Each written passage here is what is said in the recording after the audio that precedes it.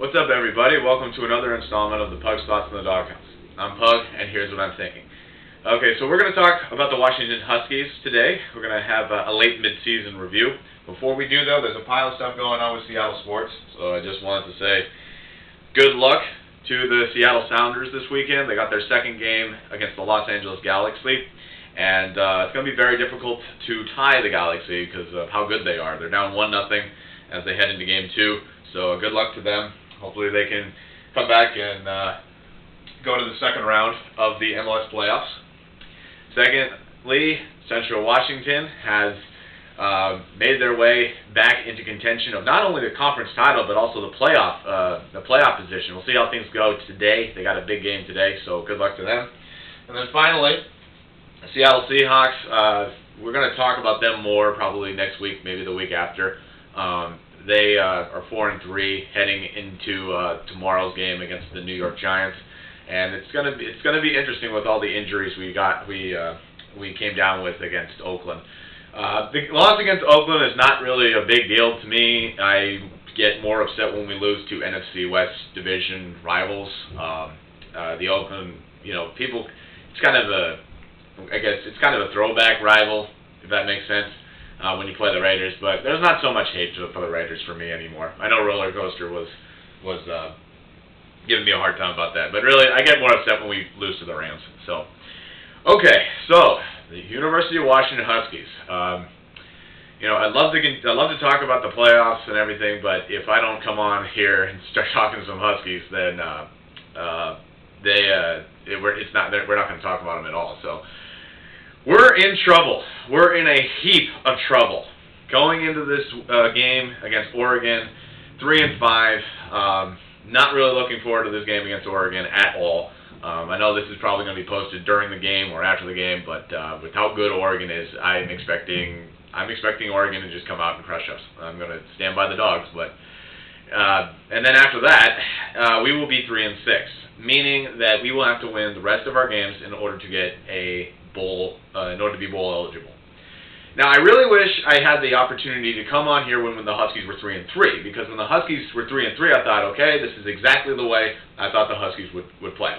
A little inconsistent. They lost some games that they should have won. They won some games they should have won. The only game that they really had a guarantee, in my opinion, was their game against Syracuse. And I thought, okay, like they defeated Oregon State to be 3-3, and then ever since then, I mean, their defense has gone back to what it has always been. Very poor defense. To get slaughtered by Arizona and Stanford at home like that is just ridiculous. I mean, and also to be shut out for the first time, I believe, at home in 34 years. I mean, dude.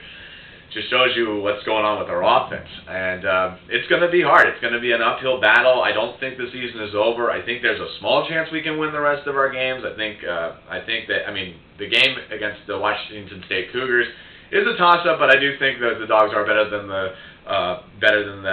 Cougs. As far as UCLA, that game's a toss-up as well, because those games. I know Roller Coaster was saying, hey, go UCLA, but hey. If you look at throughout the history of the last couple of decades with that game, games have always been tight. Look at last year. UCLA won by 1 point. My first year when I was with the Husky band, the Huskies were outgained in both rushing and passing yards. Their defense was not playing very well against UCLA, and yet they still were able to beat UCLA. And that was in 2006. So it's gonna be interesting. And then finally, Cal. I don't necessarily know how we're gonna do against Cal. I personally think they're overrated. So it's gonna be interesting. But we still have an opportunity to go to bowl game, but it's not gonna be easy because our secondary is just awful, and that's been the big problem for years for the Huskies. Now, if you look at my mid-season, my preview to the 2010 Washington Huskies, you will have seen a preview for the team and the preview for Jake Walker. Now, let me give credit to Jake Walker to where it is due.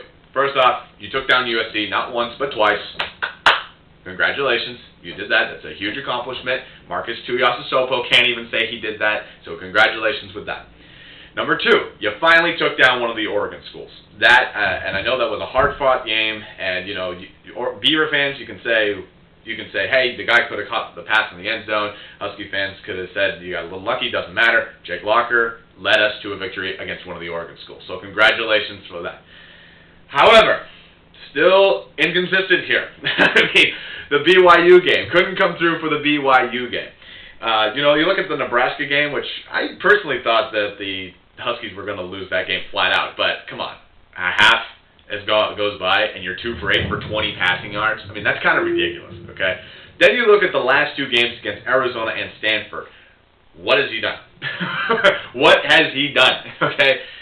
I didn't get a chance to see too much of the Arizona State game, so I can't judge him for that. But come on, guys, Jake Locker is inconsistent. I will say this again. He is a mediocre quarterback on a bad football team. Okay? Now, I know exactly what people are going to be saying. Well, hey, listen, if he had an offensive line, or maybe if Steve Sarkisian has better play calling, he would do a lot better. Oh, okay, so now we're blaming the offensive line. Come on, guys. We have to start holding this guy accountable. I mean, we take this guy off his perch that we've set him on, okay? Unless Jake Locker comes back and gets the bowl game, he's going to be looked at one of the most inconsistent quarterbacks ever to come through the Pac-10. I'm sorry. The numbers don't add up. His numbers just don't add up. He is inconsistent. He's been inconsistent all year. He's been inconsistent as a Husky. And I'm already starting to hear it from on the radio, from friends of mine who are Husky fans saying, well, now the problem is the offensive line. That was the problem when Jake Locker first came here. Okay? The guy is not the savior. He's not going to be the savior if he loses a 2-minute game. And another thing that we can say, he's injury prone. He's not going to play against Oregon. This is the second time that he has been injured in his tenure as the University of Washington's quarterback.